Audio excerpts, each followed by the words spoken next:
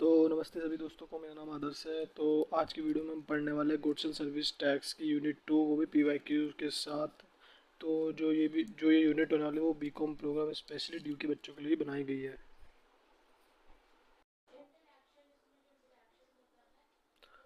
Every kind of movable property will termed as good. मतलब हर जो भी जिस भी प्रकार की मूवेबल प्रॉपर्टी जिसे हम एक जगह से दूसरी जगह ले जा सकते हैं उसे हम गुड्स की तरह ट्रीट करेंगे, ठीक है, जीएसटी में। और goods also include anything attach to earth और any immovable structure will also treated as good. मतलब कोई भी चीज़ जो कुछ अटैच्ड है अर्थ से और इमूवेबल स्ट्रक्चर है उसे भी गुड्स ट्रीटेड किया जाएंगे। जैसे कि साइनेज, ग्रोइंग क्रॉप्स और ट्री। मान लो किसी की प्रॉपर्टी, मान लो जैसे पेड़ होते हैं, जैसे आम के पेड़, रबड़ ट्री का पेड़ होता है जैसे रबड़ बनता है, और क्रॉप्स होते हैं गेहूँ, या फिर कोई भी जैसे साइनेज वाले बोर्ड होते हैं जैसे आपने हाईवेज पे देखा होगा कि बड़े बड़े एडवर्टाइजमेंट वाले बोर्ड होते हैं, तो उन्हें भी वो गुड्स में कंसिडर किया जाएगा, ठीक है। एक्शनेबल क्लेम शैल ऑल्सो भी कंसिडर्ड एज गुड। जिसमें एक्शनेबल क्लेम्स को भी गुड्स में कंसिडर किया जाएगा, जिसका मतलब होता है contingent assets. Example unsecured debt, betting, lottery, gambling, online gaming. मतलब ऐसी चीज़ें जो आपको मतलब किसी भी तरह की पेमेंट दिलवाती हो, जैसे कि बैटिंग हो गई, मतलब जैसे आपने एक मान लो आपने एक टिकट खरीदी और लॉटरी के तौर पे 10 रुपए की, और उसमें चांसेस है कि आप 1 लाख रुपए जीत जाए। तो फिर ऐसे टाइप के क्लेम्स जो कि आपको मतलब कुछ ना कुछ प्रोवाइड कर रहे हैं, तो वो सब आपको कंटीजेंट एसेट में आ जाएगा, ठीक है, जो कि एक्सीलेंट क्लेम कहते हैं। ऐसा इसलिए क्योंकि इनमें फिक्स नहीं होता कि आपको अमाउंट मिलेगा ही मिलेगा, इसलिए कंटीजेंट एसेट होता है, ठीक है। और नोट, इस पे फिर नोट है मनी। क्या क्या चीज़ें इसमें नहीं आती, मनी ना आती हो, ना तो ही गुड है और ना ही सर्विस है, ठीक है। Land and building, immovable property तो है पर इसे कंसीडर नहीं किया जाता गुड्स में, ठीक है। जीएसटी में इन्हें गुड्स को डेफिनेशन से बाहर रखा गया है, ठीक है। सिक्योरिटीज़ में ना तो सिक्योरिटीज़ गुड्स और सर्विस। यहाँ पे सिक्योरिटीज़ का मतलब होगा जैसे शेयर्स हो गए ये सब, ठीक है, इक्विटी शेयर प्रेफरेंस ये सब।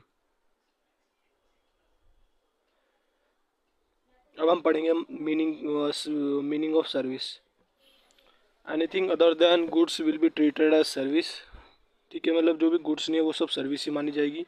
और मनी एंड सिक्योरिटी, जैसे हमने ऊपर पढ़ा था, मनी और सिक्योरिटी ना तो गुड्स है और ना ही सर्विस, ठीक है। और क्या बोलते हैं, however if any consideration is charges for convert conversion of denomination of one currency to another denomination or conversion of one currency to another currency shall be considered as service। मतलब अगर कोई भी सर्विस दी जा रही है currency को convert करने के लिए दूसरे नंबर ऑफ करेंसी में, मतलब जैसे कि एक मिस्टर एक्स है, एग्जांपल देख लेते हैं। मिस्टर एक्स ने मिस्टर वाई के साथ डील किया कि वो उन्हें 500 के 100 नोट देंगे, और बदले में वो 20-20 रुपए के नोट चाहते हैं। वो 20 रुपए के नोट चाहते हैं, वो भी कितने मिलेंगे उन्हें फिर, 2450 नोट्स, ठीक है। मतलब ये इन्हें 50,000 रुपये देंगे और ये इन्हें 20-20 रुपए के नोट 49,000 रुपये वापस देंगे।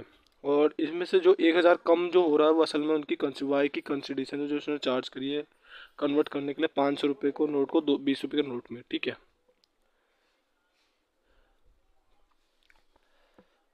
अब हम पढ़ेंगे सेक्शन 7, ठीक है। सेक्शन 7 में 1 ये बताता है सप्लाई की जनरल मीनिंग, ठीक है। तो section 7(1) any transaction is which is undertaken for consideration in in the course of furtherance of business shall be, वो ठीक है, वेट मैं फिर से बताता हूँ एक बार। Any transaction which is undertaken for a consideration and in the course of furtherance of business shall be considered supply. It shall include sales, exchange, renting, release, transfer, disposal, bartering, license। Mainly कोई भी transaction जिसमें एक तो consideration involve होनी चाहिए, सबसे main first condition, और दूसरा फर्दरेंस ऑफ बिजनेस, मतलब बिजनेस के कोर्स ऑफ बिजनेस के लिए किया जा रहे हो, ठीक है, तो वो सब सप्लाई में आता है।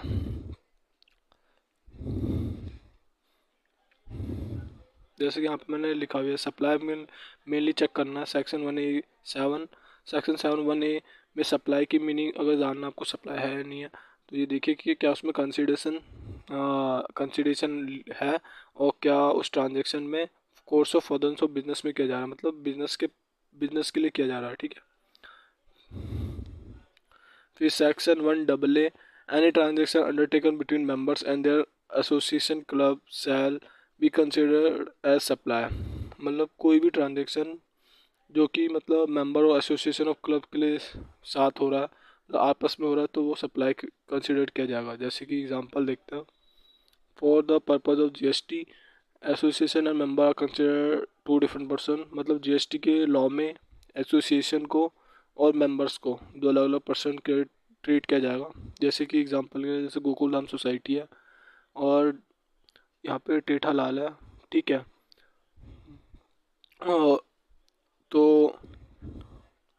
तो मान लीजिए ये इनका मेंबर है, ये अपने मेंबर से गोकुल धाम सोसाइटी 10,000 रुपये की मेंटेनेंस 10,000 की मेंटेनेंस चार्ज कॉस्ट रिकवर करते हैं, क्योंकि ये उसके बदले में उन्हें सिक्योरिटी गार्ड, गार्डन और क्लब हाउस जैसे वैसे चीज़ों की सुविधाएं देते हैं, जिम, पूल एक्सेट्रा। तो इन सब सर्विस के बदले में अगर ये मेंटेनेंस चार्ज, अगर कोई भी एसोसिएशन अपने मेंबर से मेंटेनेंस चार्ज पे लेता है, तो तब उसे भी सप्लाई में ही ट्रीट किया जाएगा।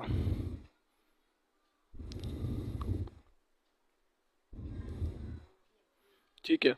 फिर section 7(1)(b) import of service as consideration paid, import of service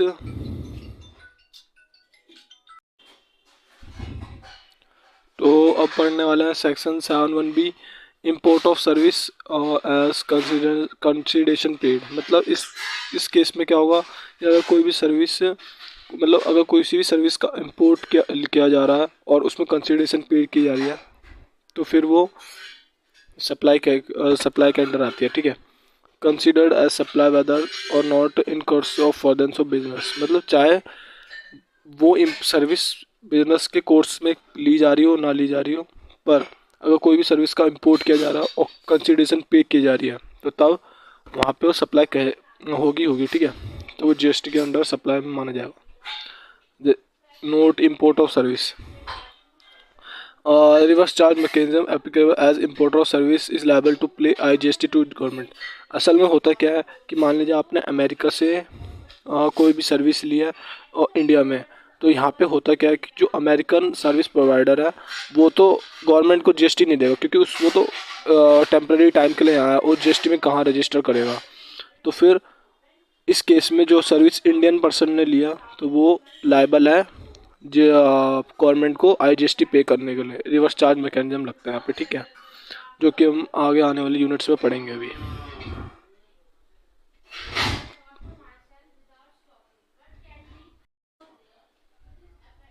ठीक है, अब सेक्शन 7(1)(c) पढ़ेंगे। There are certain notified transaction under scheme first that are considered as supply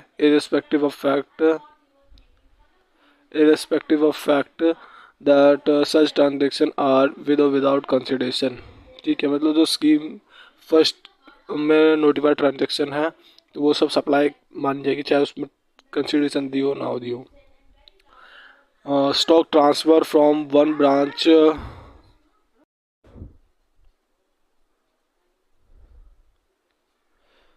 example stock transfer from one branch to another without consideration shall be considered as supply as per section 7(1)(c)। ठीक है, मतलब यहाँ पे ये कहा गया जैसे कि स्टॉक का ट्रांसफ़र होता है। यहाँ पे स्टॉक का मतलब वो स्टॉक, वो शेयर्स वाले स्टॉक नहीं, पर इन्वेंट्री वाला स्टॉक है। अगर मान लीजिए एक ब्रांच जो कि मान लीजिए दिल्ली में है और दूसरी ब्रांच पुणे में है, तो फिर जो भी स्टॉक ट्रांसफ़र किया जाएगा एक स्टेट से दूसरी स्टेट, तो उससे भले कंसिडरेशन ना हो पर वो फिर भी सप्लाई कही जाएगी। ठीक है, तो देखते हैं इसमें क्या क्या आता है। स्केड्यूल फर्स्ट में डीम सप्लाई, ठीक है, देखते क्या क्या डीम सप्लाई माना जाता है इसमें।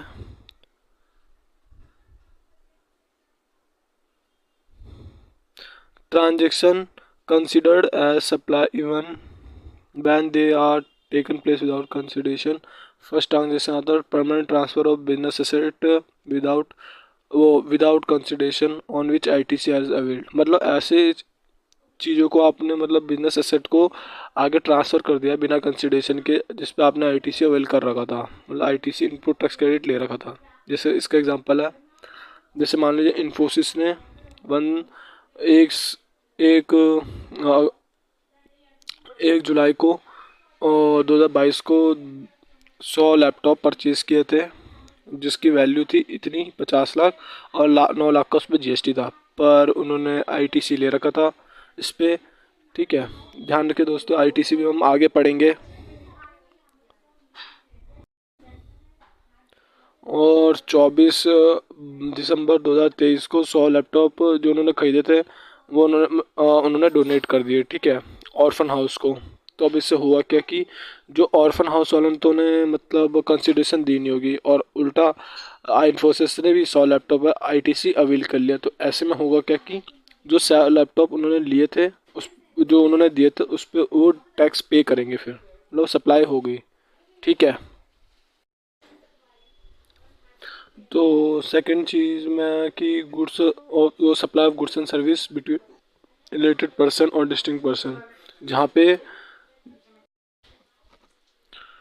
जहाँ पे supply of goods and service related person के बीच में होती है और डिस्टिंक्ट पर्सन के बीच में, तो वो भी सप्लाई मानी जाएगी। ठीक है, जैसे कि मिस्टर पी जो कि फादर है मिस्टर जे के, ठीक है, तो उन्होंने 500 पैकेट टिश्यू पेपर सप्लाई किया बिना कंसिडरेशन को जे को। ठीक है, तो और असल में इनकी टिश्यू पेपर मैन्युफैक्चरिंग थी, मतलब फैक्ट्री थी।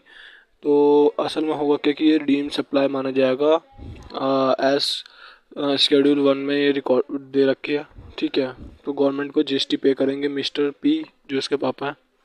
रिलेटेड पर्सन कौन कौन होते हैं, ध्यान रखिए, एम्प्लॉयर एम्प्लॉय रिलेशन, ठीक है, का रिलेटेड पर्सन का रिलेशनशिप होता है, और पार्टनर इन बिजनेस, और एनी पर्सन होल्ड्स 25 और more equity in each of 2 company. ठीक है, तो ये सब, और ठीक है, जैसे कि मतलब मिस्टर ए का 25% शेयर है ए में, और बी लिमिटेड में भी उनका 30% शेयर है। तो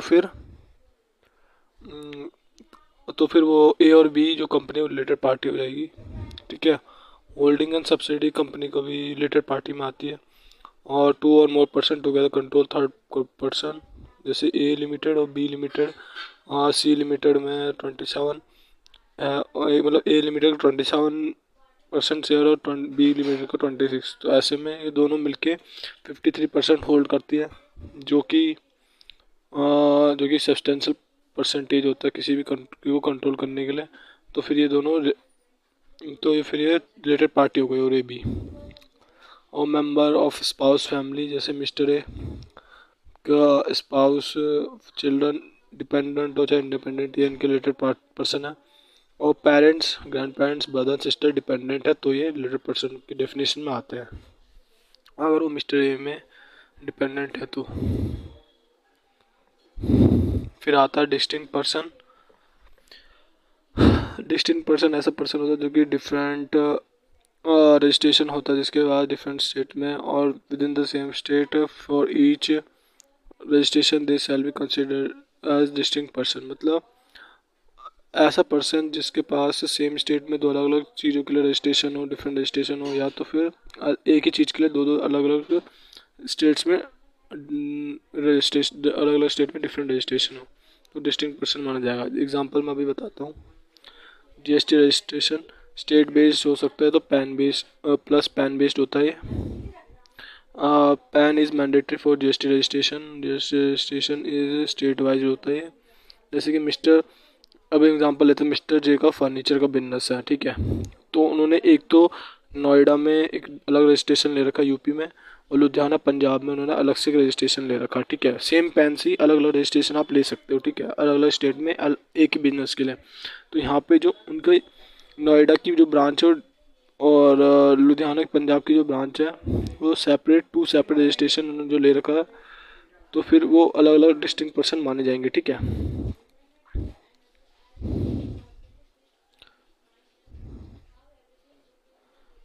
और अब मान लीजिए जैसे मिस्टर जे हैं और नोएडा, उनमें उन्होंने नोएडा में एक तो फर्नीचर बिजनेस के लिए रजिस्ट्रेशन ले रखा और नोएडा में एक रेस्टोरेंट बिजनेस के लिए रजिस्ट्रेशन ले रखा था।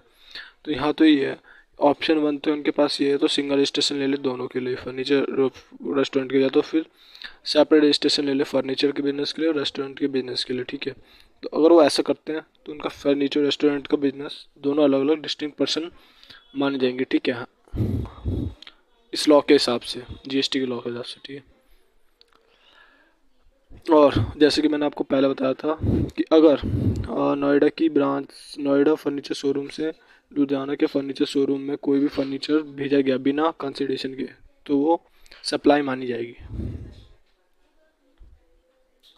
फिर supply without consideration by agent principal to agent, ठीक है, तब भी ये सप्लाई माना जाएगा। और supply without consideration by agent to principal buying agent, तब भी ये कंसिडरेशन मान जाएगा।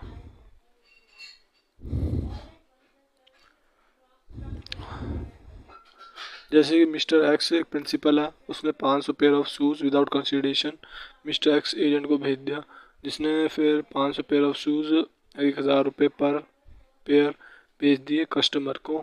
तो यहाँ पे जो सप्लाई वन है, एक तो principal to agent without consideration supply माना जाएगा सेक्शन 1C शेड्यूल फर्स्ट के हिसाब से, और सप्लाई 2 में जो एजेंट ने कस्टमर को बेचा है वो सेक्शन 1A के अंडर में आ जाएगा फादर्स ऑफ बिजनेस और कंसिडरेशन में, ठीक है। तो इस तरीके से ये दोनों ही सप्लाई, वो फर्स्ट सप्लाई और सेकंड सप्लाई जीएसटी में आता है, और मतलब सप्लाई है।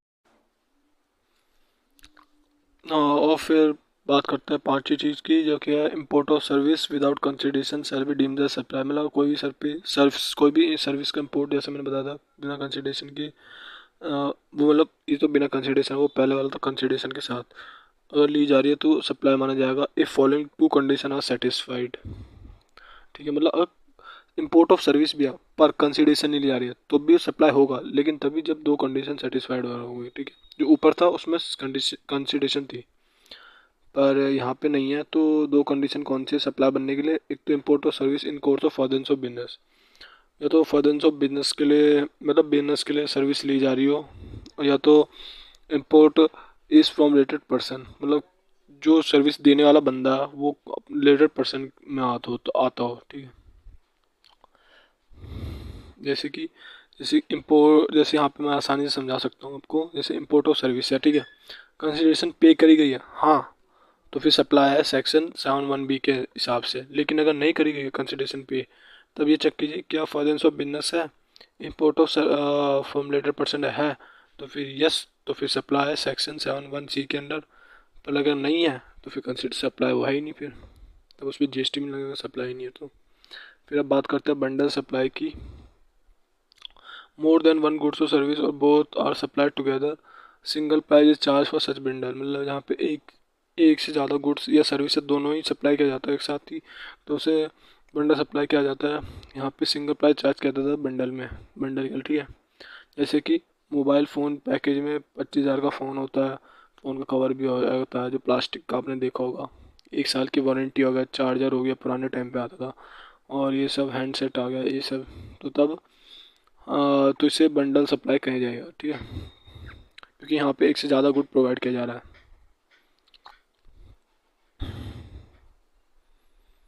और बंडल सप्लाई कितने तरह की होती है, वो 2 तरीके की होती है, कंपोजिट सप्लाई और मिक्स सप्लाई। कंपोजिट सप्लाई में क्या होता है, bundling bundling is ordinary course of business that is natural bundling. मतलब जो बंडलिंग होती है नेचुरल कोर्स, मतलब ऑर्डिनरी कोर्स में किया जाता है, आमतौर पर किया जाता है, नेचुरल बंडलिंग होती है। Supply is consider supply of goods and service, वो सप्लाई इज प्रिंसिपल,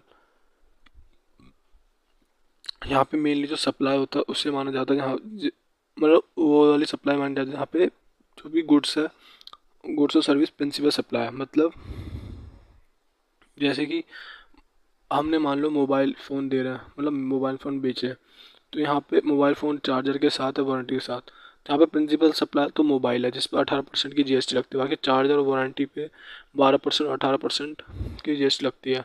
और ये एंसेलरी, ये तो कॉम्प्लीमेंट्री मतलब साथ में दी जा रही है। तो होगा क्या कि पूरा जो 25,000 का मोबाइल का जो सेट दिया जा रहा है उसमें जीएसटी 18% की ही लगेगी, ठीक है, ना कि ऐसे कि अलग से चार्जर के लिए अलग चार्ज किया जा रहा है, वारंटी के लिए नहीं। पूरा 25,000 पे प्रिंसिपल सप्लाई वाला रेट ही लगेगा, ठीक है। और यहाँ पे मेनली ऑर्डिनरी कोर्स, यहाँ पे मतलब जो नॉर्मली होता है वही उसी हिसाब से बेचा जाता है चीज़ों को, गुड्स को मिक्स करके, ठीक है। जबकि यहाँ पे क्या होता है, मिक्स सप्लाई में supply which is not composite supply is mix supply, जो कंपोजिट नहीं, मिक्स है। जैसे कि bundling not in ordinary course of business, यहाँ पे जो बंडलिंग है ऑर्डिनरी कोर्स ऑफ बिजनेस भी नहीं किया जाता, मतलब आमतौर पे उससे उन चीज़ों को ऐसे नहीं बेचा जाता है, ठीक है। जैसे कि कैलकुलेटर और पेन का बंडल जो कि एट द रेट 400 रुपये का, आमतौर पे पेन और कैलकुलेटर साथ में नहीं बेचे जाते, ठीक है। This bundle is not a natural bundle, hence it is a considers mix supply, in this case it is a mix supply, ठीक है। और ध्यान रखिए मिक्स सप्लाई के केस में जो हाईएस्ट रेट ऑफ जीएसटी होगा वो अप्लीकेबल होगा, ठीक है। जैसे कि यहाँ पे तो प्रिंसिपल सप्लाई, जैसे कि इस एग्जांपल में क्या था कि प्रिंसिपल सप्लाई हाईएस्ट था तो ये लग गया, पर असल में मिक्स में क्या होगा, जो भी हाईएस्ट होगा, जैसे कि मान लो कैलकुलेटर का है 20% और पेन का है, एग्जांपल ले रहे हैं 15%, तो यहाँ पे कैलकुलेटर वाला ही पूरा अमाउंट में, मतलब पूरे जो भी टोटल अमाउंट ली जा रही है इस बंडल के लिए, तो उस पर 20% का जीएसटी लगेगा। ऐसा इसलिए क्योंकि हाईएस्ट जीएसटी रेट एप्लीकेबल होता है मिक्स में, जबकि प्रिंसिपल में जो प्रिंसिपल सप्लाई वाला रेट होता है।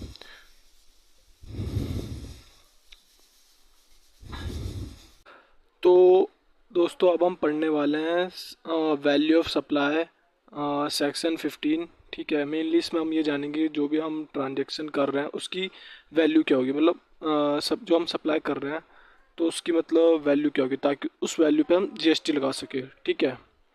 तो जो वैल्यू ऑफ सप्लाई होगी वो ट्रांजैक्शन वैल्यू होगी, मतलब जैसे मान लीजिए आपने जैसे मान लीजिए एक दुकानदार ने एक बिस्किट 15 रुपये का बिस्किट किसी को दिया, तो जो उस बिस्किट की वैल्यू है वो 15 रुपये तभी मानी जाएगी अगर ये सब फॉलोइंग कंडीशन सेटिस्फाई होगी, ठीक है। पहले तो वो सप्लाई करना, सप्लाई टू अनरिलेटेड पर्सन, मतलब अनरिलेटेड पर्सन को सप्लाई होनी चाहिए वो, ठीक है।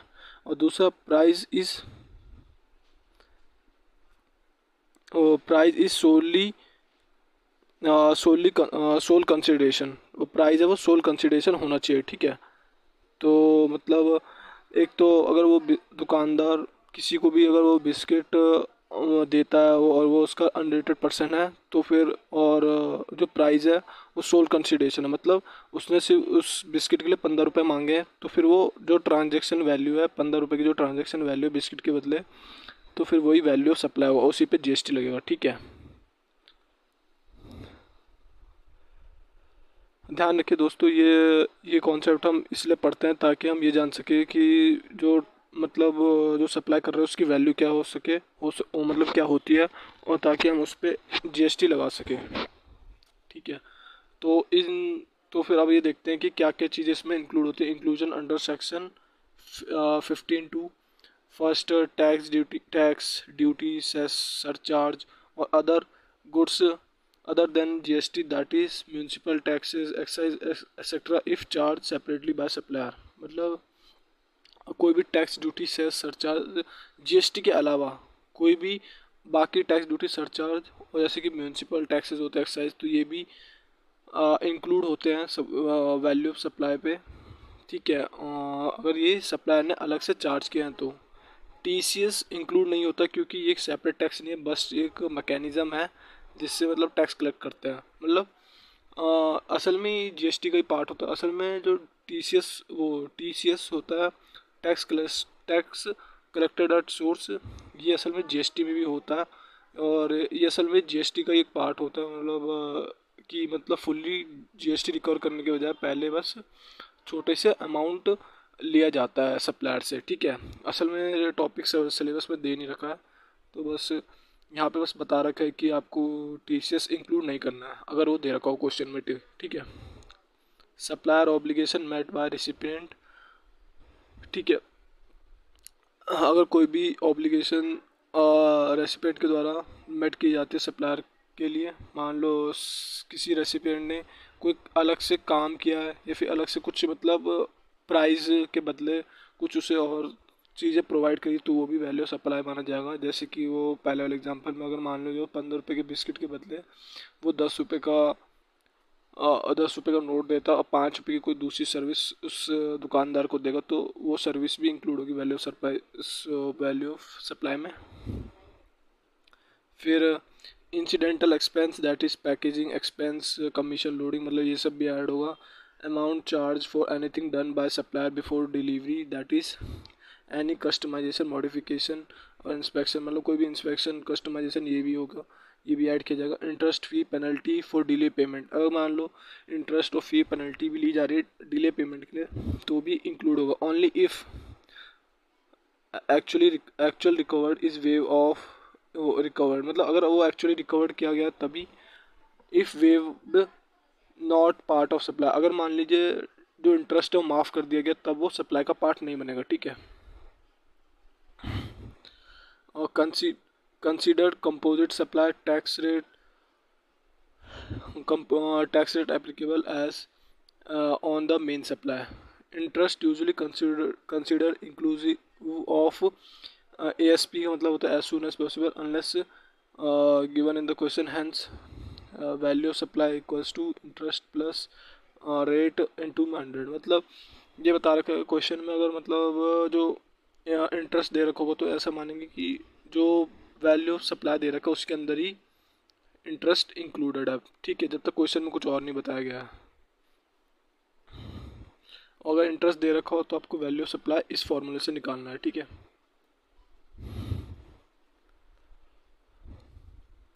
सब्सिडी, अब बात करते हैं सब्सिडी की। Subsidy only if provided by other than CG and SG, मतलब सेंट्रल गवर्नमेंट और स्टेट गवर्नमेंट के मतलब कोई भी सब्सिडी प्रोवाइड कर रहा है अदर देन CG और SG के अलावा कोई भी, ठीक है। Directly link to the price, otherwise ignore. Subsidy provided to establish plant entrepreneurship etc, not directly linked to price।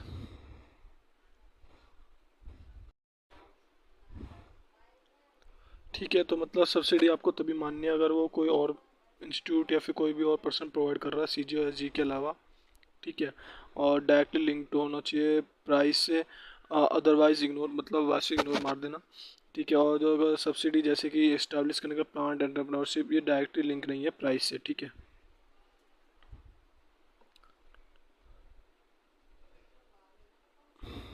अब अब बात करते हैं और आगे। इफ़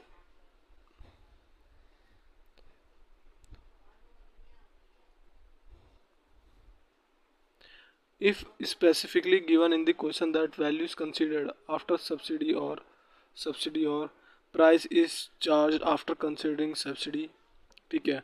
अगर मान लीजिए CG और SG ने दिया है no further requirement treatment required as already reduced, मतलब अगर मान लीजिए क्वेश्चन में दे रखा है कि CG ने मतलब वो प्रोवाइड कर रखा है अपनी सब्सिडी, तो उसमें कोई भी ट्रीटमेंट की जरूरत नहीं क्योंकि पहले से ही वो रिड्यूस्ड होगा, ठीक है। लेकिन अगर किसी और ने CG के अलावा सब्सिडी दिया तो तब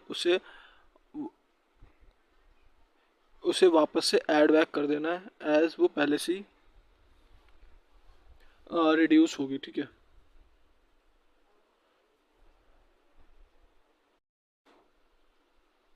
तो दोस्तों अब यहाँ पे जैसे कि लिखा है कि given by other than CG and add back as already reduce, इसका मतलब ये है कि जैसे आपने यहाँ पे पढ़ा हुआ सब्सिडी, देखो यहाँ पे लिखा था कि इंक्लूजन क्या क्या होगा, तो जो सब्सिडी है वापस इंक्लूड करनी है कब, जब प्रोवाइड करा गया अदर देन CG SG, मतलब CG और SG के अलावा अगर कोई भी प्रोवाइड करता है सब्सिडी तो वापस से वो वैल्यू सप्लाई मानी जाएगी। मतलब ऐसा नहीं होगा कि जैसे मान लीजिए किसी ने कोई मटेरियल बना, मान लीजिए फर्नीचर बनाने के लिए लगते हैं 100 रुपये, ठीक है, किसी ने उसमें इंस्टीट्यूट ने दिया सब्सिडी 25 रुपये की, मैं एग्जांपल दे रहा हूँ, ठीक है, तो ऐसा नहीं होगा कि वो 75 का बिकेगा, नहीं, अगर वो किसी और इंस्टीट्यूट ने दिया है तो फिर भी 100 पे ही माना जाएगा। ऐसा क्यों? क्योंकि यहाँ पे जो सब्सिडी है इस सेक्शन के अंदर वो वापस से इंक्लूड होगी। अगर CGSG देंगे तो वो इंक्लूड नहीं होगी, जैसे यहाँ पे लिया भी है नो फर्दर रिक्वायर्ड, तो वो 75 का ही बिकेगा अगर CGSG ने के द्वारा अगर मतलब ये सब्सिडी दी गई होगी, ठीक है। लेकिन अगर कोई और देगा तो फिर असल में वहाँ पे फिर से वो सब्सिडी को ऐड कर देना है। ओके, आई होप आप समझ गए होंगे। मेनली कि कोई और इंस्टीट्यूशन दे रहा है तो सब्सिडी को वापस से ऐड कर दीजिए, कोई और अगर सेंट्रल गवर्नमेंट दे रही है तो ऐड करने की कोई जरूरत नहीं, क्योंकि पहले से वो रिड्यूस अमाउंट में दे रखा होगा क्वेश्चन में। बाकी अगर क्वेश्चन की रिक्वायरमेंट जिस हिसाब से होगी, जिस हिसाब से कुछ पूछेगा उस हिसाब से आपको आंसर करना होगा, ठीक है। बाकी ये सब मतलब तब करना जब स्पेसिफिकली क्लियर नहीं दे रखा होगा क्वेश्चन में। फिर बात करते हैं इंक्लूजन अंडर सेक्शन, फिर अंडर सेक्शन 15(3), ठीक है, डिस्काउंट की बिफोर और at the time of supply, post supply discount. Before और at the time of supply मतलब अगर पहले और टाइम जिस टाइम पे सप्लाई की जा रही है उस टाइम पे अगर डिस्काउंट दिया तो डिस्काउंट बिफोर अप्लाई और making supply shown in invoice, तो मतलब वहाँ पे जो डिस्काउंट है वो नहीं दिखेगा। मतलब असल में जो इसमें यह है कि जो अमाउंट है डिस्काउंट का वो एक्सक्लूड कर दिया जाएगा। जैसे कि अगर कोई भी डिस्काउंट दे रहा है तो मतलब जैसे मान लीजिए 100 रुपये की चीज़ में डिस्काउंट है 15 का, तो फिर वो डिस्काउंट माना जाएगा और वो जो चीज़ है वो 85 रुपीज़ की बिकेगी, ठीक है। लेकिन अगर post supply discount, all discount can't be decided on और बिफोर द टाइम सप्लाई, मतलब हर कुछ कुछ जो डिस्काउंट होते हैं वो सप्लाई के टाइम पे नहीं दिए जाते, बाद में दिए जाते हैं। That is payment discount, volume discount, जैसे कि आपने भी देखा होगा ऐसे डिस्काउंट दिए जाते हैं जिससे कोई जो डिफ़ॉल्टर है ताकि वो अपनी पेमेंट को वापस कर सके, ठीक है, मतलब सप्लायर की पेमेंट को वापस कर सके। तो फिर जो पोस्ट डिस्काउंट सप्लाई जो रिड्यूस होता है वैल्यू सप्लाई से, तभी if following condition are satisfied, discount as per contract existing on supply can be link to invoice proportionately ITC reverse by recipient. अगर मतलब देखिए पोस्ट डिस्काउंट सप्लाई में मतलब जहाँ सामान तो पहले बेच दिया पर जो पेमेंट डिस्काउंट बाद में दिया जा रहा है, बाद में मतलब कि जब पेमेंट बहुत टाइम बाद ली जा रही है तब, ठीक है। एक तो जो डिस्काउंट है वो कॉन्ट्रैक्ट में एग्जिस्ट होना चाहिए, दूसरा वो इनवॉइस में लिंक्ड होना चाहिए, मतलब जब इनवॉइस प्रिंट करी गई है तो उसमें दिखाना होना चाहिए, या तो वो क्या बोलते हैं इसको प्रोपोर्शनेटली ITC भी रेसिपिएंट के द्वारा रिवर्स होनी चाहिए। मतलब जो अगर ITC रेसिपिएंट ने ले लिया पूरे 100 रुपये पे और फिर बाद में उसे 85 पे माल दिया गया है तो तब 15 रुपये के ऊपर जो GST उसने पे कर, मतलब जो GST का ITC उसे मिला होगा वो भी उसे रिवर्स कर देना होगा, मतलब हटा देना होगा, ठीक है। तो ऐसे ही मतलब इतना समझ लीजिए, अगर पहले eight the time of supply पे अगर डिस्काउंट मिल रहा है ऐड होगा, नहीं हो रहा मतलब बाद में पोस्ट सप्लाई पे डिस्काउंट मिल रहा है, तो ये 3 कंडीशन आपको देखना होगा, ठीक है।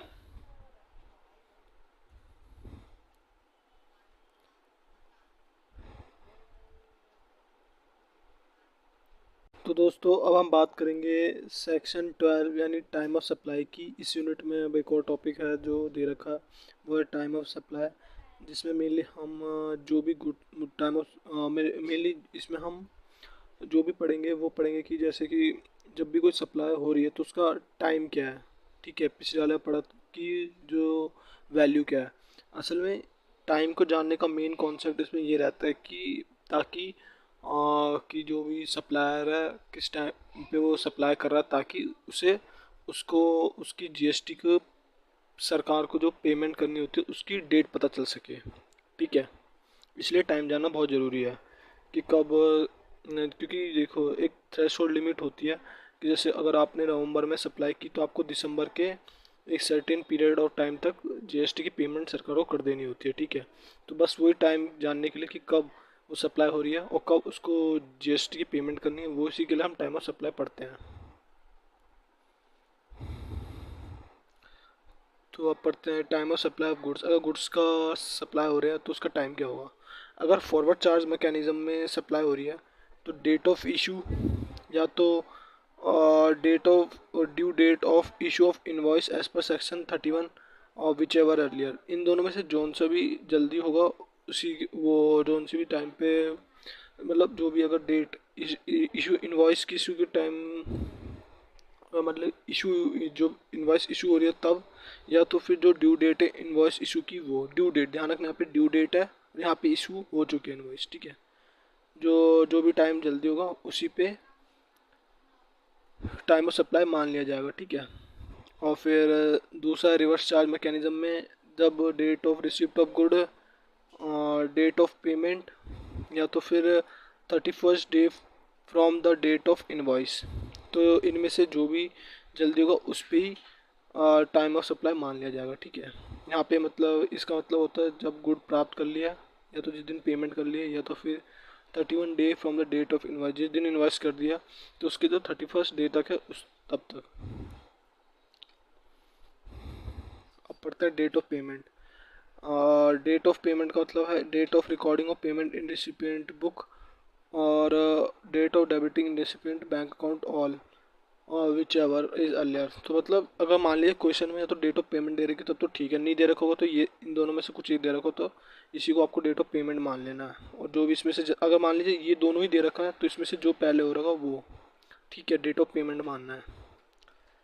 या तो उसके उस रेसिपिएंट जिसको भी जो मिल रहा है उसने रिकॉर्ड कर लिया पेमेंट, या तो फिर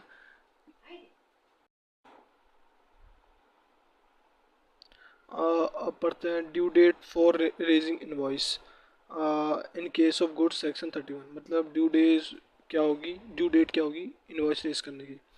अगर इन case of movement of goods involve, अगर मतलब गुड्स में मूवमेंट इन्वॉल्व है बिफोर और other time of removal of the goods, मतलब जब भी गुड्स को हटा दिया जा रहा है, जैसे मान लो मूवमेंट्स का मतलब है जब किसी गुड को एक जगह से दूसरी जगह ले जाया जा रहा हो, तो जब जब गुड्स का रिमूवल हो जाए सप्लायर के यहाँ से तब मानेंगे तो ड्यू डेट है।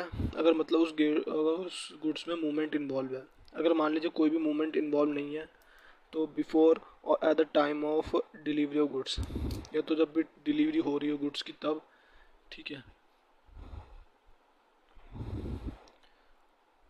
कंटिन्यूस सप्लाई ऑफ गुड्स, जहाँ पे गुड्स कंटिन्यूसली सप्लाई की जाती है, जैसे कुछ कुछ गुड्स होते हैं जिसमें कंटिन्यूसली किसी एक पीरियड ऑफ टाइम के लिए किसी को सप्लाई किए जाते हैं, ठीक है। बिफोर और at the time of issuance of periodical statement और रिसिप्ट ऑफ पेमेंट, जहाँ पे भी मतलब जितनी बार भी मान लीजिए गुड्स को चार पार्ट में भेजा जा रहा है, ठीक है, 4 बार भेजा जा रहा है, तो जब जब उसकी या तो पीरियोडिकल स्टेटमेंट 4 बार पीरियोडिकल स्टेटमेंट जब जब इशू होगी तब, या तो फिर जब जब उन चार अलग अलग गुड्स की जब पेमेंट होगी तब, उस जो जिसका भी टाइम पहले होगा और या तो सही समय पे होगा तो वही वो मान लिया जाएगा due date of issue of invoice, ठीक है। अब बात करते हैं sale of good on approval return basis. अब एक ऐसा भी केस होता है जो कि मतलब इसमें होता है कि गुड्स हम पहले बेच देते हैं, फिर जब रेसिपिएंट यानी जब कस्टमर को गुड्स पसंद आता है तब वो पेमेंट करता है, तो उसे कहते हैं sale of good on approval return basis. या तो फिर उस टाइम पे जो ड्यू डेट होगी इनवॉइस की वो या तो before other time of supply होगी, या तो सप्लाई जब हुई रही है तभी, या तो 6 months from the removal of goods, जब भी मतलब जब 6 मंथ मान लीजिए अब कस्टमर को दिए हुए उस गुड्स को 6 महीने हो चुके हैं तब तक, तब वो लास्ट डेट होती है। इनमें से जो इसके बीच में ही ड्यू डेट ऑफ सप्लाई होगी, मतलब अगर मान लीजिए एक कस्टमर ने 8 महीने तक गुड्स अपने पास रखे तो जब भी उसकी छठा महीना ख़त्म होगा तो फिर उसी टाइम पे ड्यू डेट हो जाएगी, ठीक है। या तो इससे पहले कर देगा तो इससे पहले भी हो सकती है। अब बात करते हैं सर्विस की। Time of supply of service, वो मतलब time of supply for service forward charge mechanism में, फॉरवर्ड चार्ज मैकेनिज्म में इशू इनवॉइस वो इनवॉइस इशू ऑन टाइम, अगर मतलब फॉरवर्ड चार्ज मैकेनिज्म में इनवॉइस टाइम पे इशू हो जाती है, अगर होती है तो date of issue of invoice या तो फिर date of receipt of payment, मतलब जब ये तो इनवॉइस इशू किया जा रहा है या तो फिर जब भी पेमेंट मिल रही है, इन दोनों में से जो भी पहले होगा वो date of time of supply बनेगा। अगर मान लीजिए टाइम पे इनवॉइस इशू नहीं हो रहा तब date of provision of service और date of receipt of payment. ठीक है, जो इनमें से जो भी पहले होगा वो ध्यान रखना। जो date of provision of services का मतलब ये है कि जब भी मतलब जो सर्विस है वो पूरी मिल चुकी है सामने वाले को, मतलब कस्टमर को, ठीक है, तो तब, या तो फिर जब भी पेमेंट रिसीव हो रही है सप्लायर को। अब बात करते हैं रिवर्स चार्ज मैकेनिज्म में, या तो फिर date of making of payment, जिस दिन पेमेंट दी जा रही है उस दिन 61 days from date of invoice whichever is earlier. ठीक है, मतलब या तो फिर जिस दिन पेमेंट दी जा रही है उस दिन, या तो फिर जिस दिन डेट इनवॉइस इशू करके 61st डे तक, जो इसमें से जो भी पहले होगा वही क्या बोलता टाइम ऑफ सप्लाई बनेगा। ठीक है, not determinable date of entry in books of accounts of receipt, अगर मान लीजिए इनवॉइस डिटरमाइनेबल नहीं है, ठीक है, तो फिर जब भी एंट्री होगी books of accounts of recipient के तभी मान लिया जाएगा।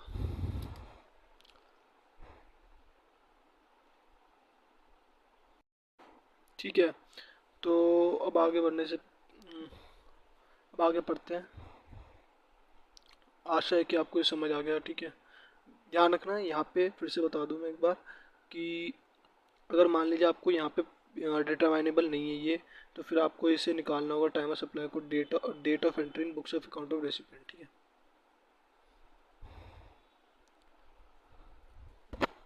if advance is up to 1000 rupees at the rate option of supplier, payment received date और date of issue of invoice, अगर मान लीजिए एडवांस 1000 से ज़्यादा का और सप्लाई के पास ऑप्शन ये है या तो फिर पेमेंट रिसीव डेट को ले ले या तो फिर the date of issue of invoice. ठीक है, मतलब कि यहाँ पे ये है कि अगर मान लीजिए तो यहाँ पे मेनली मतलब ये है कि जब भी मतलब अगर उसे 1000 से ज़्यादा का पेमेंट मिल रहा है सप्लायर को, तो उसके पास ऑप्शन है तो पेमेंट रिसीव डेट उसी को मान लिया जाएगा या तो फिर the date of issue of invoice को। ठीक है, और the date of receiving payment, date of recording receipt in supplier's book और date of credit in supplier's bank account whichever earlier, जो उन सब इनमें से पहले होगा वो उसे मान लिया जाएगा date of receiving of payment. Supply by associated enterprise as supply located outside India,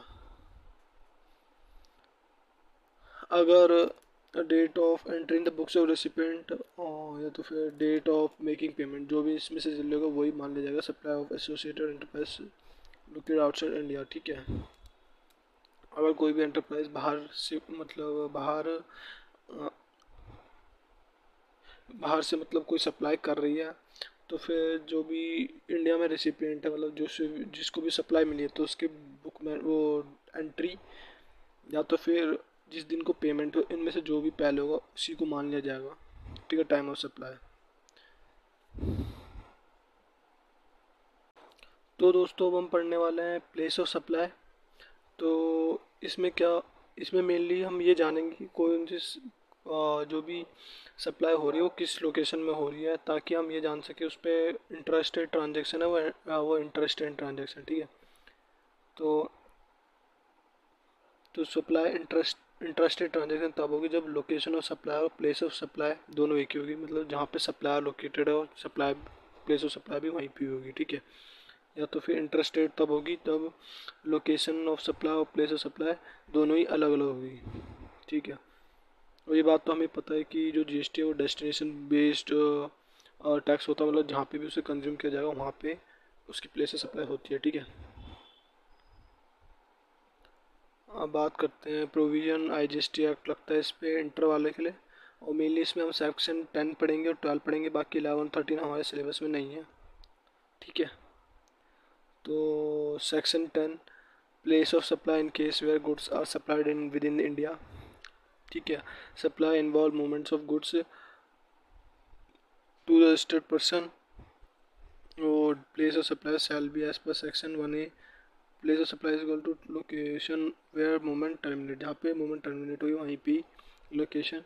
अगर रजिस्टर्ड पर्सन के केस में प्लेस ऑफ सप्लाई होगी, टेंशन में लीजिए, आगे अभी आगे इसको और डिटेल में बताऊँगा। और रजिस्टर्ड पर्सन के केस में प्लेस ऑफ सप्लाई वहाँ पे होगी जहाँ वो प्ले डिटरमाइन सेक्शन 10(1)(a) के हिसाब से होगा। अगर एड्रेस और रेसिपेंट का अवेलेबल है तो फिर place of supply location of recipient होगा। और अगर अगर एड्रेस अवेलेबल नहीं है रेसिपेंट का, ठीक है, तो फिर location of supplier he place of supply को माना जाएगा। ये तब है जब जो इस पर्सन को सप्लाई किया जाए वो अनरजिस्टर्ड है। तो अब पढ़ते हैं सेक्शन 10(1) में कैसे कैसे रजिस्टर्ड पर्सन के केस में सप्लाई को प्लेस ऑफ सप्लाई डिटरमाइन की जाएगी। तो सेक्शन 10(1) में सप्लाई इन्वॉल्व मूवमेंट, जहाँ पे सप्लाई में मूवमेंट इन्वॉल्व है वहाँ पे प्लेस ऑफ सप्लाई होगी जहाँ पे जो लोकेशन है मूवमेंट की टर्मिनेट्स होगी। मतलब जैसे मान लीजिए दिल्ली का सप्लायर किसी मुंबई के कस्टमर को कुछ भेजता है, ठीक है, और वो कस्टमर भी रजिस्टर्ड है जीएसटी में, तो फिर अगर मूवमेंट उस सप्लाई में मूवमेंट इन्वॉल्व है गुड्स की, ठीक है, तो फिर वो Mumbai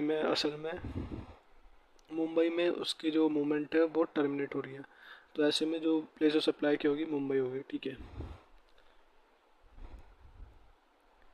bill to ship to model, वो bill to ship to supply, जहाँ पे अगर bill to ship to supply model है तब प्लेस ऑफ सप्लाई वो होगी जहाँ पे लोकेशन ऑफ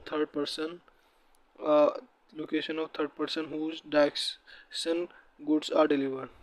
तो जहाँ पे मतलब जो थर्ड पर्सन जिसकी डायरेक्शन पे गुड्स डिलीवर किए जाएंगे वो उसकी प्लेस ऑफ सप्लाई माना जाएगा, ठीक है। डजेंट इन्वॉल्व मूवमेंट, जहाँ पे मतलब मूवमेंट होती नहीं है गुड्स की, तो प्लेस ऑफ सप्लाई वहाँ पे होगी location of goods at the time of delivery, जिस टाइम पे गुड्स की डिलीवरी होगी वहीं पे प्लेस ऑफ सप्लाई मान लिया जाएगा।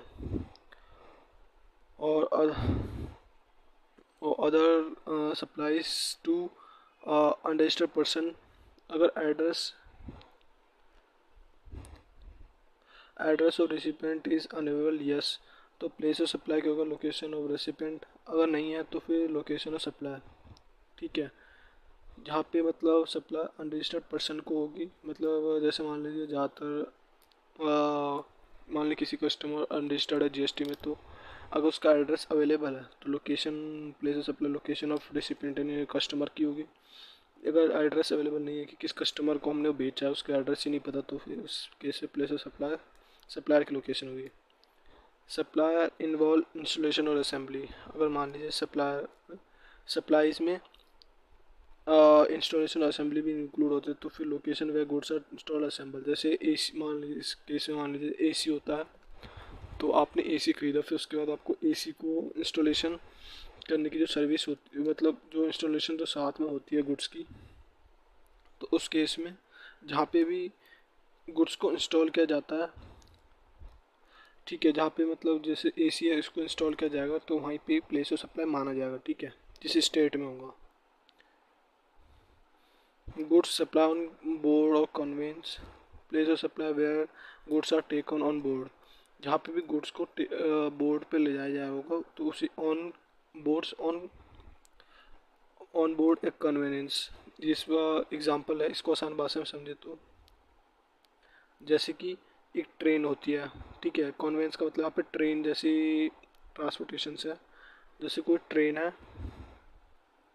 ठीक है, ट्रेन, तो अगर तो ट्रेन के अंदर मिलने वाला सामान है, अब तो ट्रेन तो जैसे कि मान लीजिए ट्रेन चल रही है बिहार से, मतलब पूरा मतलब एक 3-4 स्टेट ट्रैवल कर रही है, तो अब जो भी उसके अंदर जो गुड्स बेचे जा रहे हैं तो उस ट्रेन में, तो फिर अब उसकी प्लेस ऑफ सप्लाई निकालना तो बहुत मुश्किल है, क्योंकि वो जो ट्रेन है वो तो कई सारी जगहों से मतलब गुजर रही है, ठीक है।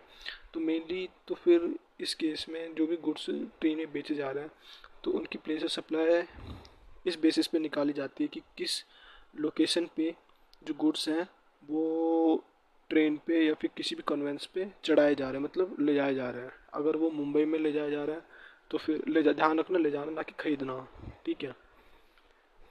तो जो भी बोर्ड पे मतलब जो भी ट्रेन के ऊपर जो सामान ले जाया जा मतलब ट्रेन में जो भी सामान ले जाया जा रहा है और उसको जिस लोकेशन पे ले जा रहा है वही उसकी प्लेस ऑफ सप्लाई होगी, ठीक है। अब बात करते हैं place of supply in case of supply of service. अगर सप्लाई सर्विस की हो रही तो वो प्लेस ऑफ सप्लाई क्या होगा। जनरल रूल यही है कि सर्विस अगर रजिस्टर्ड पर्सन, देखिए सर्विस रेसिपिएंट और प्लेस ऑफ सप्लाई अगर रजिस्टर्ड है सर्विस रेसिपिएंट तो लोकेशन क्या होगी, सर्विस लोकेशन सर्विस वो सर्विस रेसिपिएंट की ही लोकेशन प्लेस ऑफ सप्लाई होगी, ठीक है। जो भी अगर मान लीजिए जो भी कस्टमर की अगर रजिस्टर्ड है तो फिर उसकी अगर उसका रजिस्टर्ड है तो फिर उसकी लोकेशन प्लेस ऑफ सप्लाई होगी। अगर अनरजिस्टर्ड है और एड्रेस अवेलेबल है तो लोकेशन ऑफ सर्विस रेसिपिएंट, लेकिन अगर लोकेशन अवेलेबल नहीं है तो फिर सप्लायर की जो भी सप्लाई कर रहा है उसकी लोकेशन को प्लेस ऑफ सप्लाई माना जाएगा। अब स्पेसिफिक केस देखते हैं इसमें, जो जनरल केस की बात होगी। Service related to immovable property and lodging accommodation. अगर इमूवेबल प्रॉपर्टी से कोई सर्विस रिलेटेड है तो जैसे construction agency, engineering service of immovable property, lodging accommodation of hotel, मतलब कहीं पे अपना सामान ले जाना जैसे होटल में, गेस्ट हाउस में, हाउस बोट पे, ऐसे सर्विस, ये सब कोई भी इससे ऊपर से रिलेटेड एक्स्ट्रा सर्विसेज। अगर लोकेशन प्रॉपर्टी की लोकेशन इंडिया में है तो लोकेशन ऑफ प्रॉपर्टी, अगर मान लीजिए कोई भी इमूवेबल प्रॉपर्टी से आप सर्विस मतलब इमूवेबल प्रॉपर्टी की आप सर्विस ले रहे हैं तो फिर उस केस में अगर प्रॉपर्टी इंडिया में ही है तो जहाँ पे भी वो प्रॉपर्टी लोकेटेड है वही होगी प्लेस ऑफ सप्लाई। लेकिन अगर आउटसाइड इंडिया है और रेसिपिएंट और सर्विस प्रोवाइडर इंडिया का है तो फिर लोकेशन ऑफ सप्लायर होगा, ठीक है। इस पर नोट भी पढ़ लेते हैं एक बार। Provisions are applicable on already constructed as well as yet to be constructed property location in more than one state one state. Single property is located at the two or more unit or more states. Place of supply based on area in each state or union territory. मान लीजिए कोई property दो मान लो जैसे border होते हैं ना states के, तो उस बॉर्डर के सेंटर पे पड़ रहा है और उसका आधा एरिया यहाँ और आधा एरिया यहाँ स्टेट पे पड़ रहा है। जैसे मान लीजिए दिल्ली है और ये हरियाणा है, ठीक है। तो इस केस में जो प्रॉपर्टी होगी उसकी आधी प्लेस ऑफ सप्लाई हरियाणा मानी जाएगी और आधी दिल्ली मानी जाएगी, ठीक है। हाफ ऑफ करके रेशियो पे डिपेंड करता है कि किसी हिसाब से उसका एरिया कवर कर रही हो, ठीक है।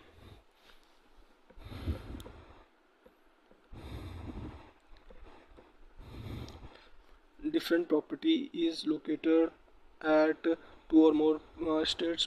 Place of supply based on number of nights stayed in each property. अगर मान लीजिए कोई रेसिपिएंट ही उसने इस हिसाब से सर्विस ली है कि वो कई मतलब जैसे वो 2-3 होटलों में रुका है तो फिर जिस हिसाब से वो जिस प्रॉपर्टी में रुका उस हिसाब से ही टैक्स उससे लिया जाए, मतलब प्लेस ऑफ सप्लाई बना वो अलग अलग एरिया का निकाला जाएगा, ठीक है।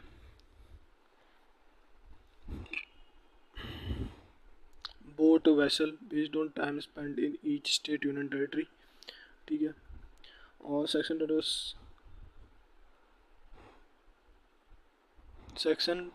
12(4) में restaurant, catering service, personal grooming services, fitness, beauty, health, ये सब में जो प्लेस ऑफ सप्लाई होगा वो place where service has been performed.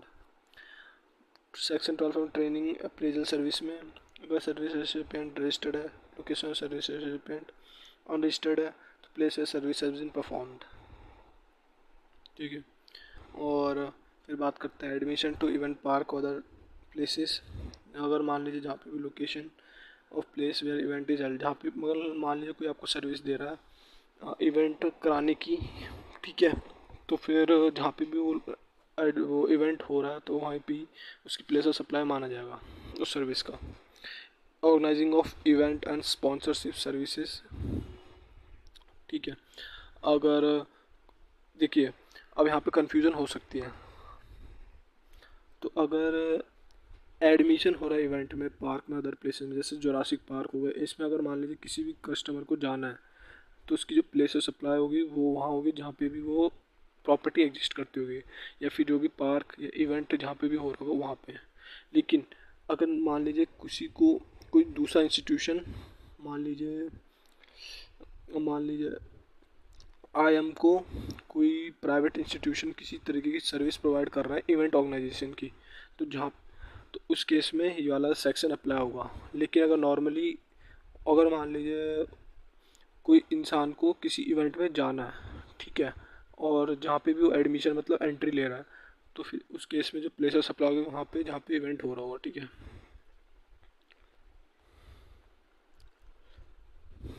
तो अब देखते हैं इस सेक्शन में क्या कहा गया कि अगर सर्विस रेसिपिएंट रजिस्टर्ड है तो location of supply service recipient unregistered के केस में इवेंट अगर हेल्ड है इंडिया में, अगर मान लीजिए कोई प्राइवेट इंस्टीट्यूट इंडिया में सर्विस प्रोवाइड कर रहा है इवेंट ऑर्गेनाइजेशन के IIM को, तब जहाँ पे भी लोकेशन ऑफ इवेंट होगा।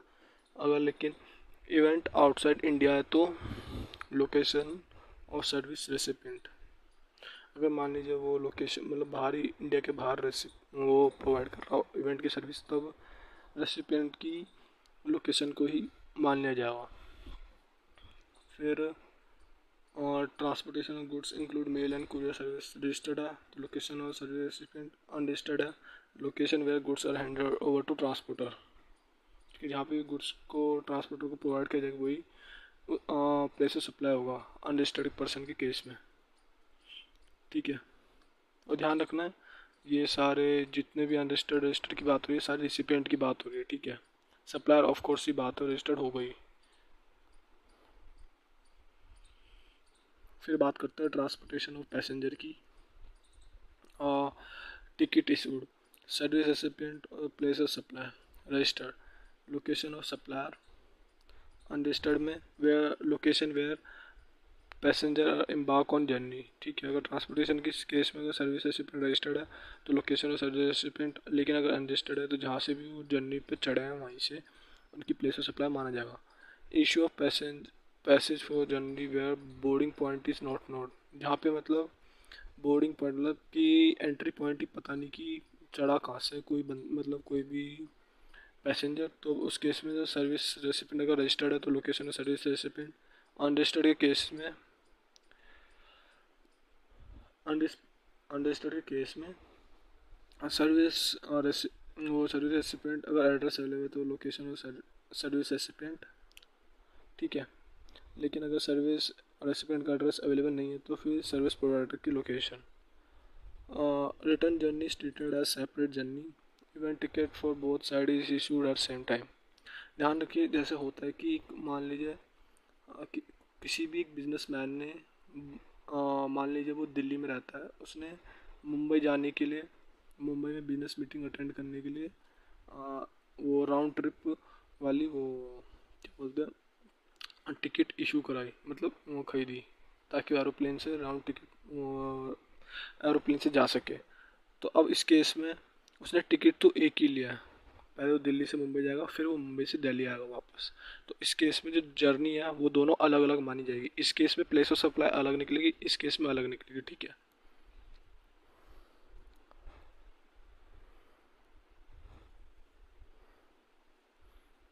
टेंशन में लिए दोस्तों, मैं अभी आगे इसके PYQ जरूर समझाऊंगा आपको, तब आपको और बेहतर समझ आएगा। अब पढ़ते कंपोजिशन स्कीम, ठीक है।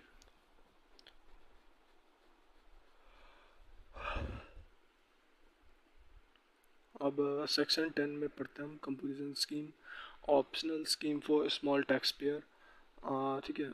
ये स्कीम मेनली ऑप्शनल होती है स्मॉल टैक्स पेयर के लिए। स्कीम का बेनिफिट होता है to reduce compliance on burden of small tax payers, ठीक है। Lower rate of GST goods 1% पे, ठीक है। हमारे लिए ये कंपोजिशन स्कीम इसलिए लाई गई ताकि जो स्मॉल टैक्स पेयर है उनके ऊपर बर्डन कम हो।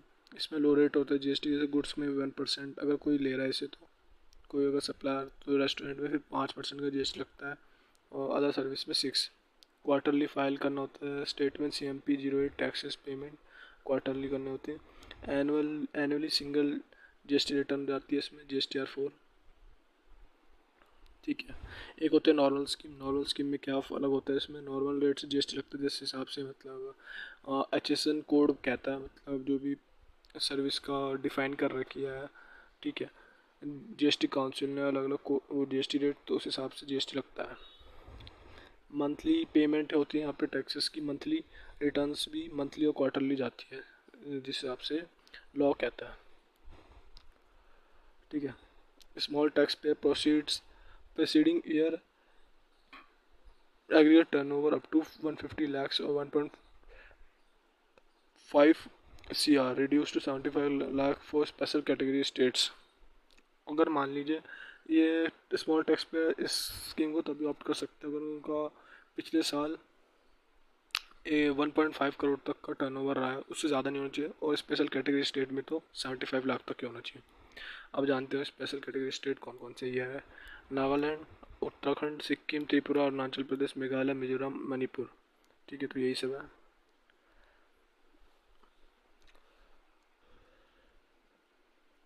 और एक चीज़ ध्यान रखना, जैसे कि इसमें एग्जांपल मैं बता ही देता हूँ आपको। मिस्टर जी हैं, जैसे उनका पिछले साल था दिल्ली में 75 लाख टर्नओवर, यूपी में 40 लाख, राजस्थान में 20 लाख, तो एग्रीगेट हो गए 130 लाख। पूरा इंडिया हिसाब, पूरे एग्रीगेट टर्नओवर इंडिया के हिसाब से निकाला जाता है। ठीक है। तो फिर इस केस में वो एलिजिबल है कंपोजिशन स्कीम के, क्योंकि 1.5 CR से कम है अमाउंट। ठीक है,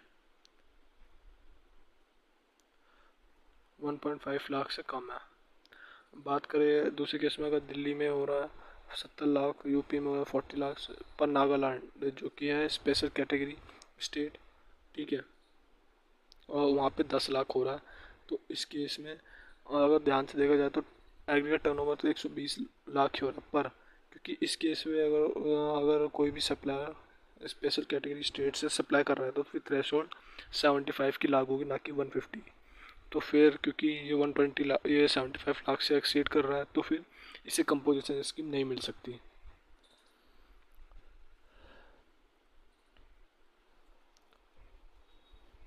और कंपोजिशन स्कीम की restriction, not allowed to make inter state supply if that is if composition opt only to make inter state.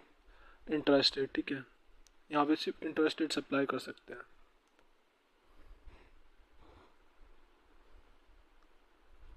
अब आप सोच रहे होंगे कि जो एग्जांपल है फिर इस केस में कैसे दिल्ली और यूपी से किया जाएगा, तो ध्यान रखिए यहाँ पे जो दिल्ली के गुड्स हैं वो दिल्ली में ही यूज़ किए जा रहे हैं, यूपी के यूपी में ही, ना कि दिल्ली से यूपी भेजे जा रहे हैं और नागालैंड से इधर। ठीक है।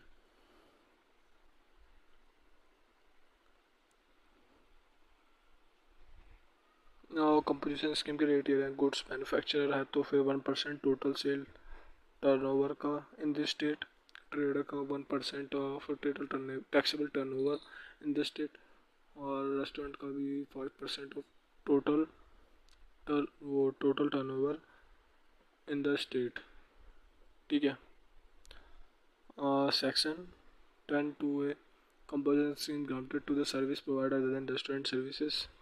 ठीक है, मतलब ये मतलब जो भी रेस्टोरेंट की सर्विस दे रहा है उसके अलावा कंपोजिशन स्कीम का ये लॉ उनको लागू होता है जो सर्विस प्रोवाइड करते हैं रेस्टोरेंट की सर्विस के अलावा। ठीक है। Composition scheme eligible if previous financial up to 50 lakh composition वो जो कंपोजिशन स्कीम का रेट है 6% है, इसमें मतलब GST 6% से लगता है, और टैक्स और टर्नओवर इतना होना चाहिए बस पिछले साल का, और इंटरेस्ट रेट ही अलाउड होता है। ठीक है। Non taxable supply, no income, no, ध्यान रखना अगर कोई भी इंसान नॉन टैक्सेबल सप्लाई कर रहा है तो उसे कंपोजिशन स्कीम नहीं मिलती है। Composition scheme opted interest rate inward supply, yes, अगर वो इंटरेस्ट रेट से इनवर्ट सप्लाईज कर रहा है, मान लीजिए आप दिल्ली में हो, सप्लायर हो आप, लेकिन आप अपना सामान जो आप बेचते हो उसको आप बाहर से मंगा रहे हो तो वो अलाउड है। और लेकिन अगर आप मान लीजिए interested supplier two distinct person करते हो, जैसे मान लो आप अपना ही सामान अपना आपको अपनी यूपी वाली ब्रांच को देते हो तो अलाउड नहीं होगा। और अगर आप आउटवर्ड सप्लाई से है तो फिर आप अपना आपको ही नहीं पर किसी और को मुंबई में सामान बेचते हो, इंटरेस्टेड कर रहे हो, तो भी अलाउड नहीं होगा। ठीक है। तो ये केस बस out inward supply is inward interested supply allowed है, ना कि आउटवर्ड सप्लाई।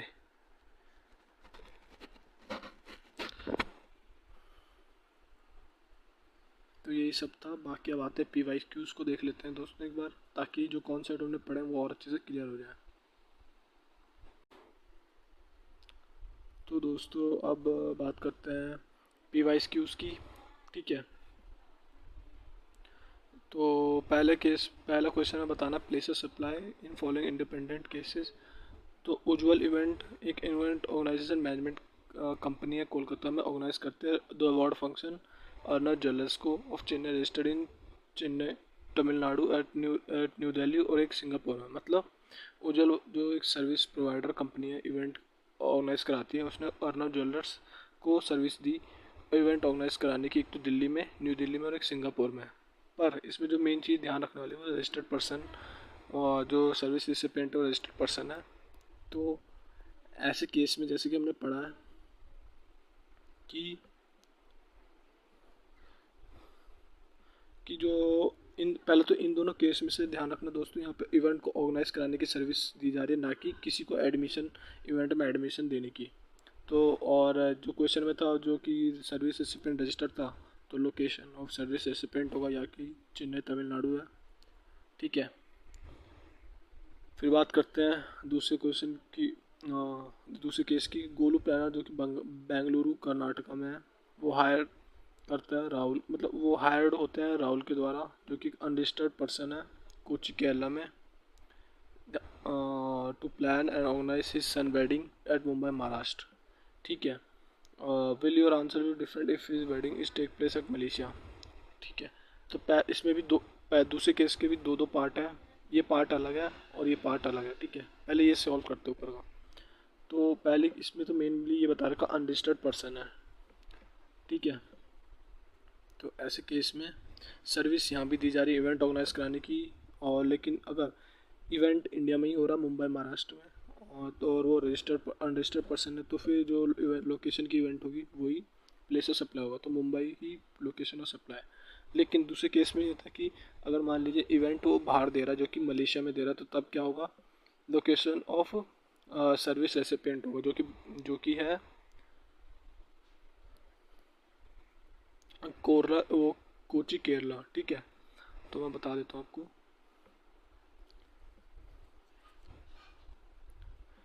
पहले केस में मुंबई महाराष्ट्र, क्योंकि ये जहाँ पे भी इवेंट हो रहा है वहीं पे वो मान लिया जाएगा, क्या बोलते हैं, इवेंट ऑफ वो प्लेस ऑफ सप्लाई, क्योंकि यहाँ पे एक तो रजिस्टर्ड है, तो फिर जहाँ पे भी इवेंट हो रहा है वही माना जाएगा। लेकिन अगर इंडिया के बाहर हो रहा है तो कोची केरला में माना जाएगा, ठीक है, प्लेस ऑफ सप्लाई। और इस वाले केस में ध्यान रखना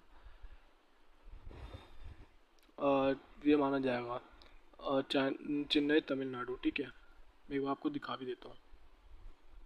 अगर रजिस्टर्ड है तो लोकेशन सर्विस रेसिपिएंट। अब बात करते हैं दूसरे क्वेश्चन की, मतलब एक और अगले क्वेश्चन की। तो इस क्वेश्चन में पूछा गया है, पहले तो एक्सप्लेन करना कंपोजिट मिक्स सप्लाई, वो तो आप कर देना आराम से। Trader launch a package sale for marriage containing double bed refrigerator washing machine wardrobe at single rate. तो देख के पता चल रहा है ये कोई सी भी नेचुरल बंडलिंग है नहीं, ठीक है। तो नेचुरल बंडलिंग तो है नहीं, तो ये फिर मिक्स सप्लाई का ही केस है, ठीक है। और उसने और इसमें एक और बार लाइन बताई, he is issuing invoice showing value of each good separately, और उसने साथ के साथ सारी गुड्स की अलग से वैल्यू सेपरेटली शो करके दिखा के इनवॉइस में। तो ये ऑफ कोर्स ये बात है, मिक्स सप्लाई का केस है। फिर अब बात करते हैं determining the time of supply of the पट। अब यहाँ पे हमको टाइम ऑफ सप्लाई कॉन्सेप्ट का इस्तेमाल करके टाइम ऑफ सप्लाई निकालना है। देखते हैं क्वेश्चन किस चीज़ का। तो 6th में, ठीक है, booking of convention hall agreed sum of 15,000 advance received of 3,000, और 15 सितंबर को function held in convention hall, और 27 अक्टूबर को invoice issued for 15,000 including balance of 12,000 payable 3 नवंबर को, बैलेंस पेमेंट ऑफ 12,000। तो मेनली 6 मई को बुक किया गया कन्वेंशन हॉल को, जिसमें एग्रीड था सम देना, मतलब 15,000 की पेमेंट करनी थी, जो कि एडवांस में 3,000 कर दिया गया। 15 तारीख को कन्वेक्स वो पेमेंट हो गई थी, मतलब फंक्शन हो गया था, सॉरी। और 27 अक्टूबर को इनवॉइस रेज किया गया, ठीक है। और 3 नवंबर को पेमेंट की गई 12,000 बचे हुए 12,000 की। तो अब देखते हैं कैसे हुआ। तो अगर हम वापस से अपने कॉन्सेप्ट में आ जाए तो पहली बात तो ये सप्लाई ऑफ सर्विस का केस है, ठीक है। उसमें से भी केस है किसका, फॉरवर्ड चार्ज मैकेनिज्म का। अब हमको यहाँ पे देखना है कि क्या इनवॉइस सही टाइम पे इशू हुई या नहीं हुई है, ठीक है। तो ये देखने के लिए हमें पहले वो देखना होगा कि इनवॉइस कब इशू की गई है। वापस क्वेश्चन में देखेंगे तो जब सितंबर 15 सितंबर से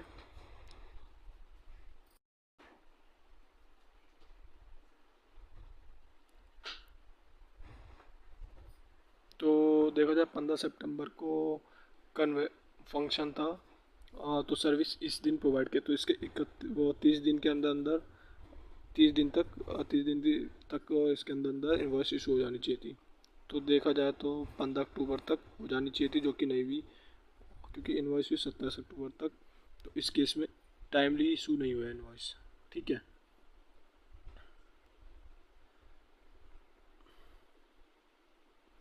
तो फिर अगर देखा जाए तो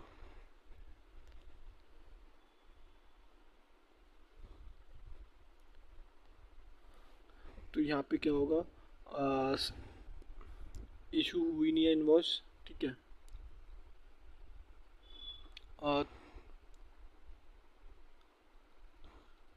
इशू हुआ नहीं है इनवॉइस, तो फिर टाइमली तो नो वाले पे आएंगे। तो यहाँ पे जब date of provision of service और date of receipt of payment जो भी अर्लियर होगा, ठीक है, या तो सर्विस पहले हो रही होगी तो पेमेंट पहले हो रही होगी।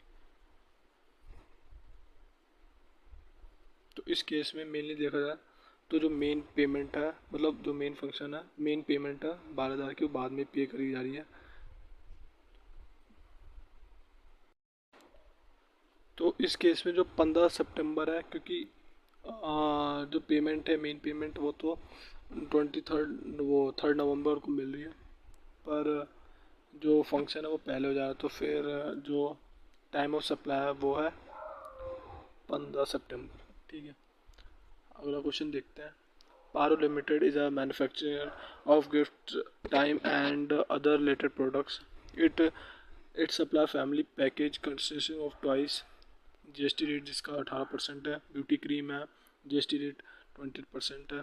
और बेबी केयर प्रोडक्ट है, 12 जीएसटी 12%। एंड कोको बॉल्स हैं 12%। The price per package is 1000 exclusive of taxes. 25,000 package are supplied by company to its dealer. Determine the nature of supply, composite mix and its tax liability. तो mainly अगर देखा जाए तो इस case में जो supply है वो है मिक्स सप्लाई। ऑफ कोर्स ये बात है, क्योंकि यहाँ पे भी जो ब्यूटी क्रीम, टॉयस और बेबी केयर प्रोडक्ट्स का कोई भी नेचुरल बिल्डिंग नहीं होती है, ठीक है। बस सप्लाई बढ़ाने के लिए किया गया, मतलब ये मेनली सेल्स बढ़ाने के लिए किया गया है। तो एक कंपोजिट मिक्स सप्लाई है, ठीक है।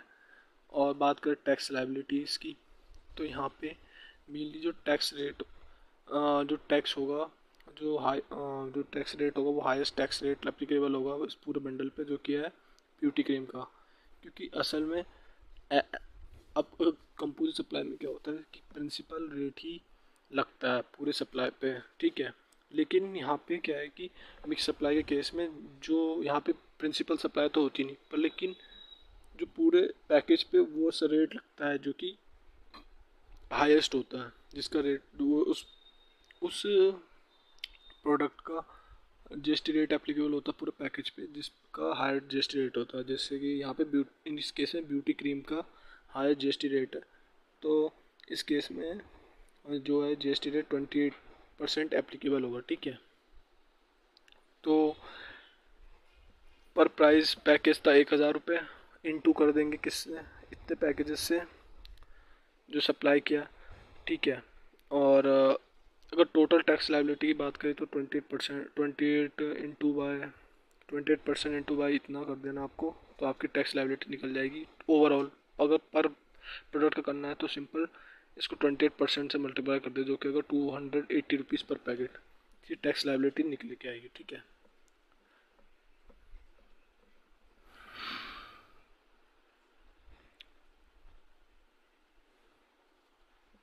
ध्यान रखना न, वो कि यहाँ पे जो है कि जीएसटी रेट 280 रुपीज़ का होगा, ना कि हर एक का मिक्स सप्लाई के केस में। ना ऐसा नहीं होता कि हर प्रोडक्ट का अपना अपना जीएसटी रेट एप्लीकेबल होता है, जो सबसे ज़्यादा हाईएस्ट जीएसटी रेट होगा उसी का ही एप्लीकेबल होगा। ठीक है, फिर बात करते हैं अगले क्वेश्चन की। Pankaj industries limited engage in service of transportation for road transportation of consignment on 7 June and made payment for the transport on same date, that is 7 June. However, the consignment could not be sent immediately on account of strike in factory, and instead of sending on 20th July, the invoice were received from transporter 22 July. And what is the time of supply of the transport service? Transport service is taxed on reverse charge basis. तो सबसे main चीज़ उन्होंने सबसे आखिर में बताई, तो mainly यहाँ पे टाइम ऑफ सप्लाई बताना है। ठीक है, और ये रिवर्स चार्ज बेस का क्वेश्चन है। ठीक है, तो एक बार देख लेते हैं रिवर्स चार्ज बेस की कंडीशन क्या क्या थी, ताकि हम क्वेश्चन को और बेहतर से कर पाएँ। तो अगर आप देखेंगे रिवर्स चार्ज मैकेनिज्म के केस में, सर्विस के केस में तो ये है, और गुड्स के केस में ये है। तो एक बार हम लोग भी देख लेते हैं क्वेश्चन कौन सा था, गुड्स का था इसका, और मेनली ये था सर्विस का ही। ठीक है,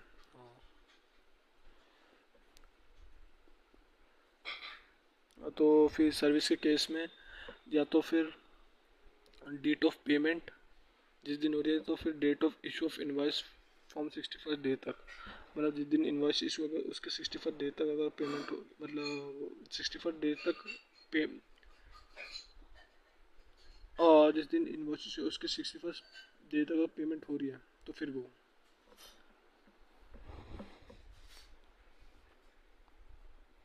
मतलब पेमेंट नहीं, सॉरी वो गलती से गलत बोल दिया मैंने, एक बार मैं इसे मिटा देता हूँ फिर समझाता हूँ।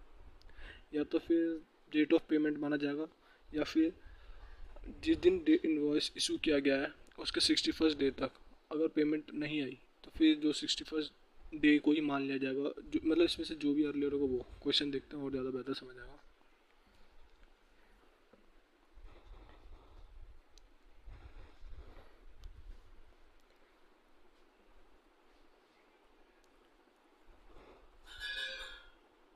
ये तो समझ आ गया कि ये रिवर्स चार्ज बेस का क्वेश्चन है और टाइम ऑफ सप्लाई बताना है और सर्विस है।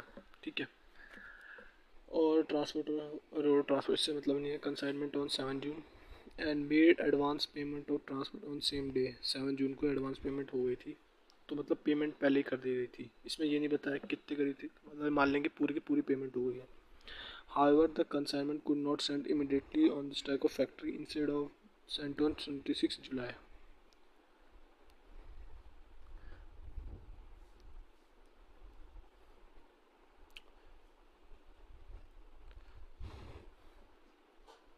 So ये 20th जुलाई था। ठीक है, the invoice was received from the transporter on 22 July. What is the time of supply? Mainly अगर यहाँ पे साफ दिख रहा है पेमेंट पहले ही कर दी गई है 7 तारीख को, वो भी पूरी की पूरी, अगर पूरी की पूरी पेमेंट कर दी गई है और 7 तारीख को ही, तो इस केस में 7 जून ही टाइम ऑफ सप्लाई होगा। ठीक है, तो ये क्वेश्चन आसान था मेनली बहुत ज़्यादा। ठीक है,